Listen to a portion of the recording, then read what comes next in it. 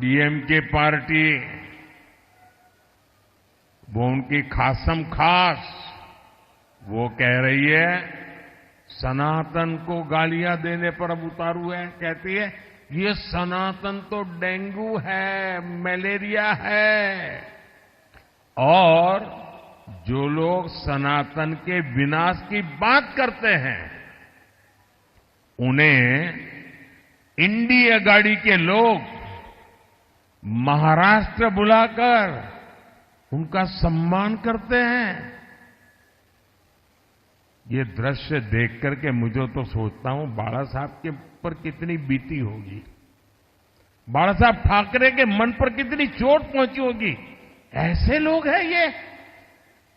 इतना ही नहीं, इंडी अगाड़ी वोट बैंक की राजनीति में इतना गिर गया है कि शिवाजी महाराज की धरती पर ये औरंगजेब को मानने वालों से जाकर के मिल गए हैं।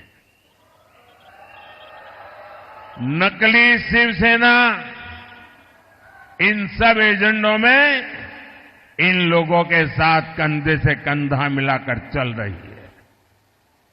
आज बाला साहब ठाकरे होते तो इनकी ये हरकतें बहुत दुखी करती, और आज भी उनकी आत्मा जहां भी होगी सबसे ज्यादा दुखी उनके इन कारनामों से होती होगी।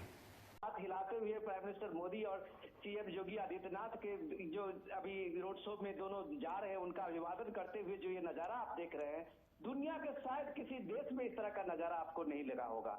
शाम का वक्त है, अभी आप देखिए इतनी धूल से वहाँ आंधी और तूफान का ये अभी लोगों ने सामना किया हुआ धूप के बाद, उसके बाद जो है लोगों की ये भीड़ देखिए और लोकतंत्र में और अपने नेतृत्व को लेके जो आप उनका जो एक जोश है, तो आप ये मान सकते हैं कि नरेंद्र मोदी इस देश में एक राष्ट्रीय नेता के रूप में एक नेता तो सामने में है जिससे लोगों में एक भरोसा और एक उम्मीद जो दिखती है।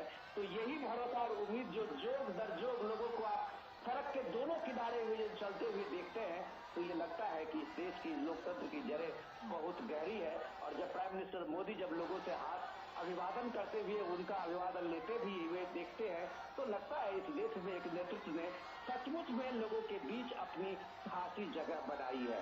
गौरव, बिल्कुल विनोद जी, साफ तौर पर हमने ये देखा, हमने 2014 के आंकड़े देखे, 2019 के आंकड़े देखे और अब की बार 2024 में भी इसका बहुत बड़ा इम्पैक्ट पड़ता हुआ भी नजर आएगा। तो ऐसे में अगर हम सियासी रणनीतियों को देखें तो अब की बार की रणनीतियां क्या कहती हैं और 2024 का जो नतीजे जो सामने आएंगे वो अब की बार में काफी महत्वपूर्ण हो जाएंगे, क्योंकि हम लगातार देख रहे हैं कि प्रधानमंत्री नरेंद्र मोदी की जो लोकप्रियता, आश्वस्त हूं, सामने वालों की हवा निकली हुई है बिल्कुल, क्योंकि एक तो महीना 1.5 महीना जिस प्रकार से उनके यहाँ विलंब उन्होंने किया है, आज जनता का माहौल बन चुका है। मैं स्वयं और हमारे मुख्यमंत्री हम लोग लगभग 35 से ज्यादा जनसभाएं कर चुके हैं और हमारा कार्यकर्ता बिल्कुल चार्ज है। 3.5 लाख कार्यकर्ता ऊपर से नीचे तक सब अपने काम में लगा है, गली मोहल्ले में भी, सभाओं में भी और जितनी व्यवस्था है उनमें भी लगा है। और अभी जब तक वो संभलेंगे तब तक तो 90 के 90 विधानसभाओं में अपने नामांकन वगैरह करने के साथ साथ 8 या 10 तारीख तक हमारी सारी रैलियां पूरी हो जाएंगी और उसके बाद केंद्रीय नेताओं के हमारे कार्यक्रम शुरू होंगे और वोटिंग के दिन बहुत एक मजबूत तरीके से वोटिंग भी अच्छी होगी, ऐसा मैं मान के चलता हूँ।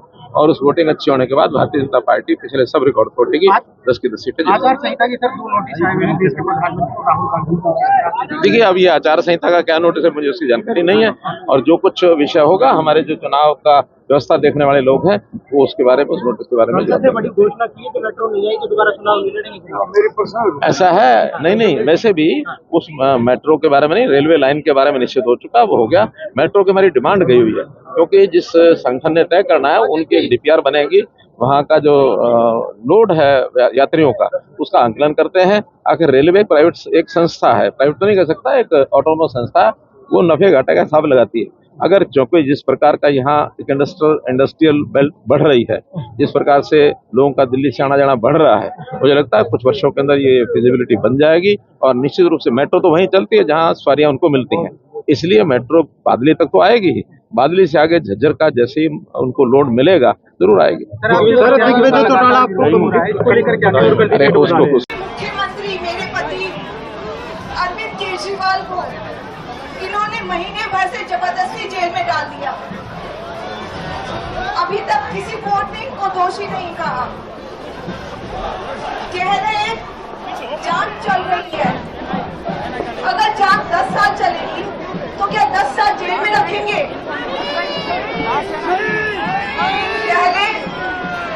इससे पहले आदमी तब जेल जाता था जब अदालत उसको दोषी बताती थी।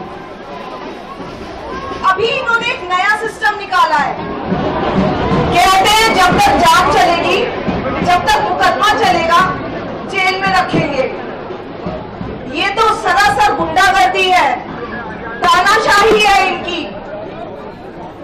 22 साल से शुगर है अरविंद जी को, 12 साल से इंसुलिन ले रहे हैं, 50 यूनिट हर रोज लेते हैं। जेल में गए, इनकी इंसुलिन बंद कर दी। ऐसे तो इनकी 300 से ऊपर शुगर पहुंच गई। ऐसे तो इनकी किडनी लीवर सब खराब हो जाएगा। क्या ये केजरीवाल जी को जान से मारना चाहते हैं? मैं जानती हूँ आप सब इतना प्यार करते हैं केजरीवाल से, बस यही बात इन लोगों को खटकती है कि दिल्ली के लोग अरविंद जी को इतना प्यार क्यों करते हैं। अरविंद जी का क्या कसूर है?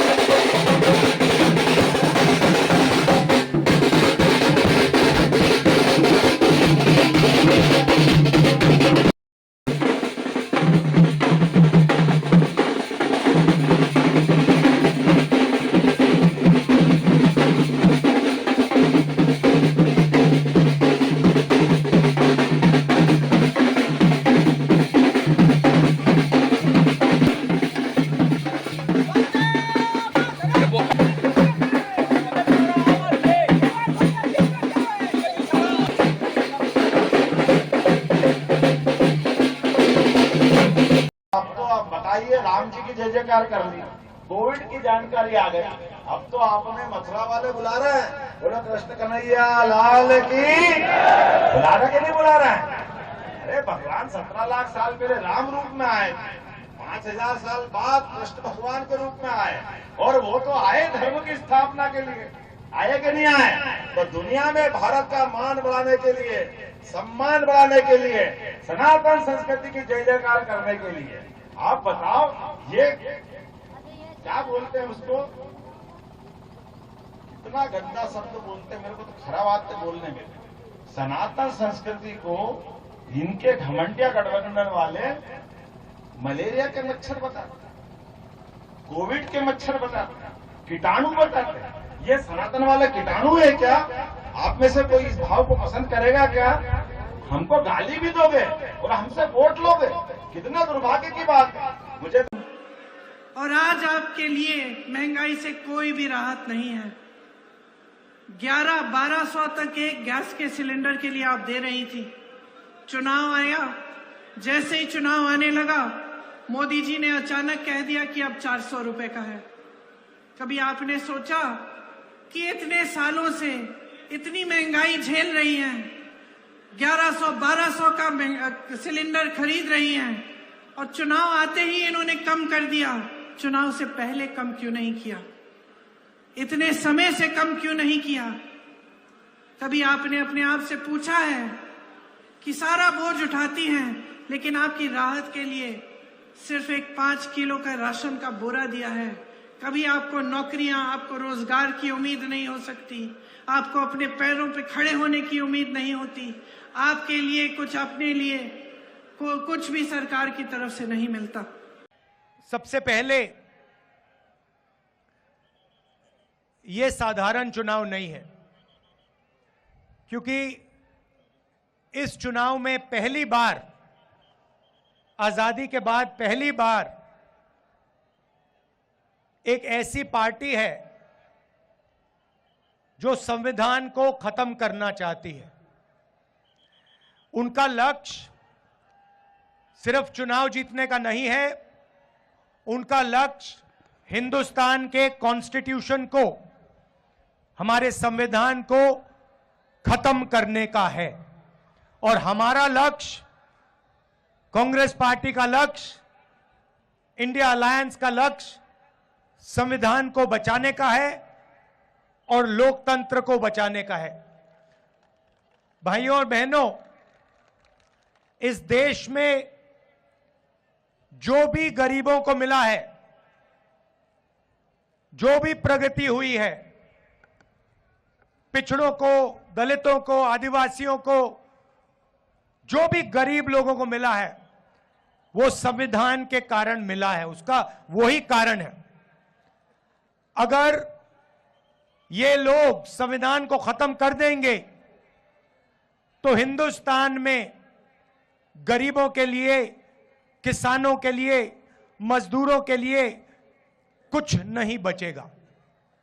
तो सबसे पहले आपसे यह कहना चाहता हूं कि पहली बार ऐसा चुनाव हो रहा है कि बीजेपी ने साफ सबके सामने कहा है, उनके एमपीओ ने साफ कहा है कि अगर हम चुनाव जीते तो हम हिंदुस्तान के संविधान को बदल देंगे।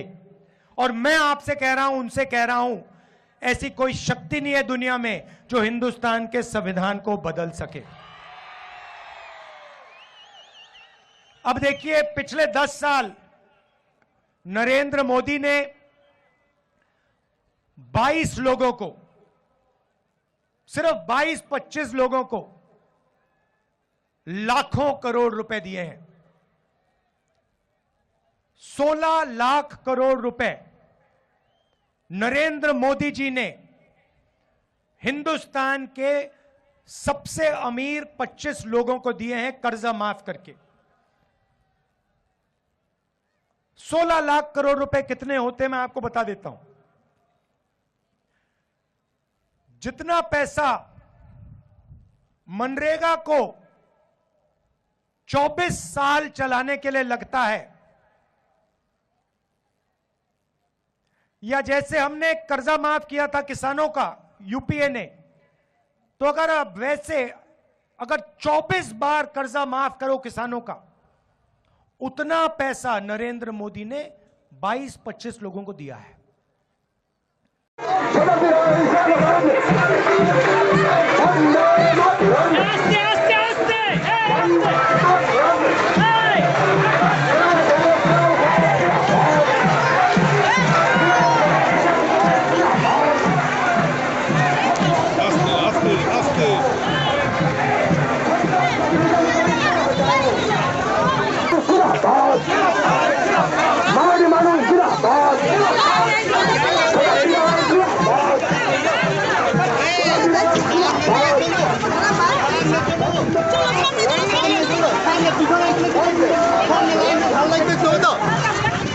सामने लोग ही नहीं मिले।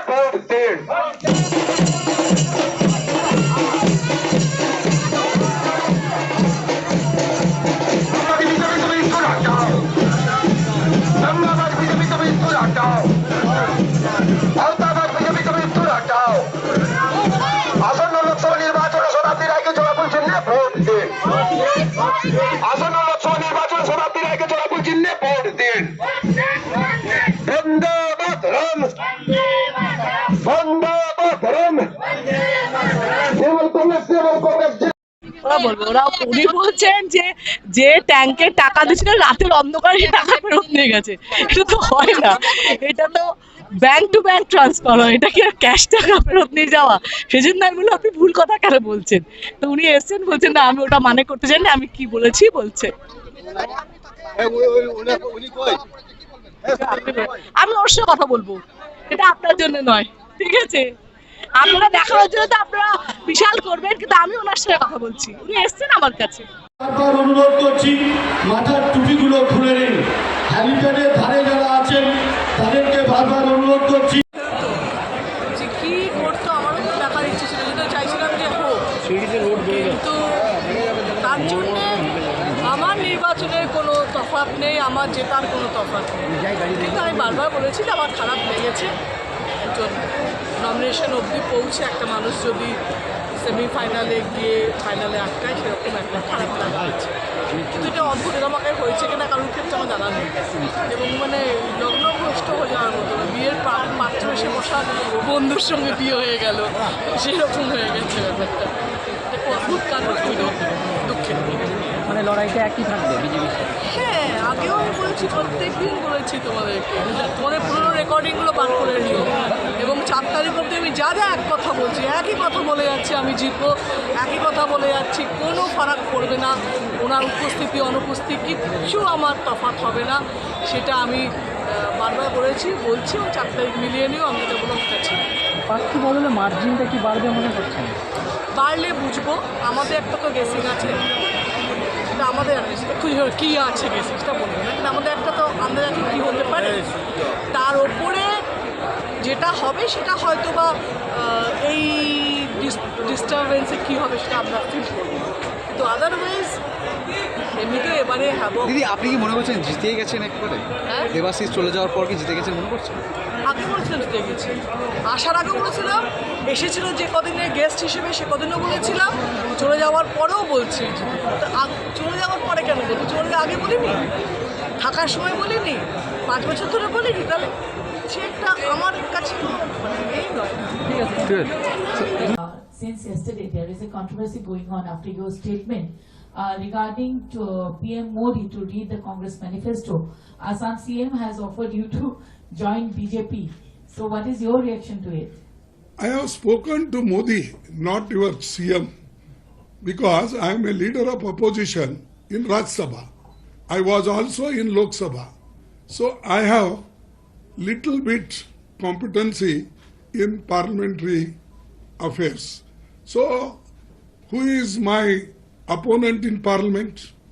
Rajya Sabha? Tell me. Modi. So I will speak to Modi why he bothers about it. Let him face our people here, then speak about me. Hoga? Hello.